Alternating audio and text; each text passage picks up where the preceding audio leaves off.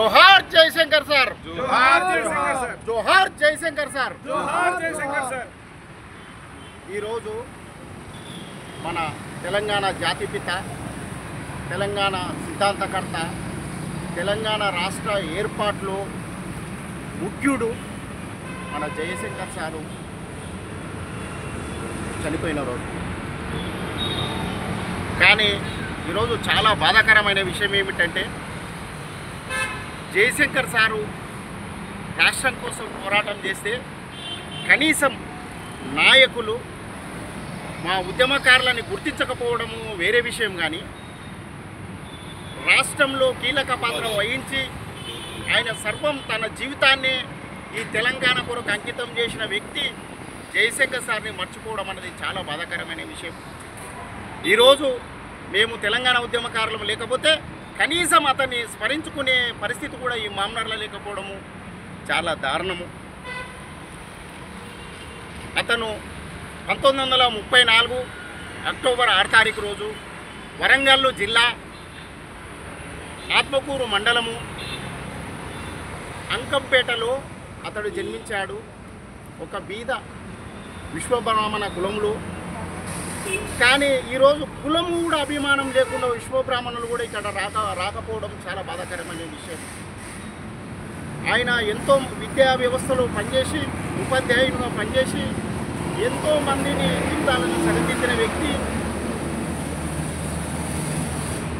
అదేవిధంగా 1969లో తెలంగాణ ఉద్యమంలో చాలా చురుకుగా పనిచేయడం జరిగింది. ఇక్కడ పరిస్థితులు మన ఉమ్మడి మహబూబ్ నగర్ జిల్లాలో తెలంగాణ ఉద్యమం యొక్క గుర్తులు అంటే పుట్టగడ్డ అప్పంపల్లిలో మర్రి చెట్టు కట్టేసి మన తెలంగాణ ఉద్యమకారులను కాల్చేయడం జరిగింది. ఆ రోజు ఎందుకొరకు జరిగింది అంటే,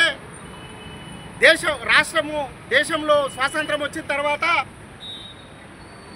మన హైదరాబాదు నిజాం నవాబుల ఆధీనంలో ఉంది. ఇక్కడ ఉన్న భాష ఉర్దూ మాత్రమే అప్పుడు నడుస్తుండే, తెలుగు భాష కూడా ప్రచురితంలో లేదు.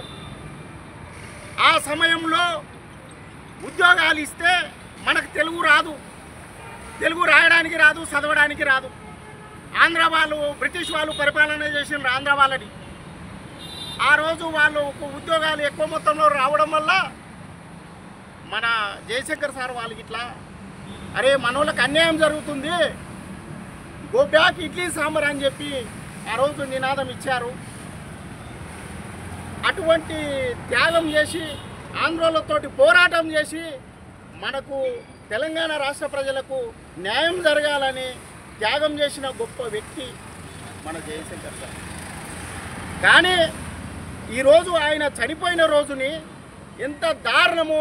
కేసీఆర్ సారు ఆయన చేసిన ప్రణాళికలో ఒక చిన్న ముక్క మాత్రమే. తెలంగాణ రాష్ట్రంలో అస్తిత్వం కోల్పోవడానికి ఇటువంటి గొప్ప గొప్ప వ్యక్తుల్ని మనం మర్చిపోతే అస్తిత్వం ఆటోమేటిక్గా కోల్పోతుంది. దొంగలు రాజ్యాలు వెళ్తారనేది వాస్తవం. ఆ రోజు స్వాతంత్రం కొరకు పోరాటం చేసినప్పుడు అక్కడ అన్యాయం జరిగింది. ఈరోజు తెలంగాణ రాష్ట్రంలో పోరాటం చేసి ప్రతి ఒక్కరికి తెలుసు జయశంకర్ సారు ముఖ్య పాత్ర ఎంత ఉంది అనేది.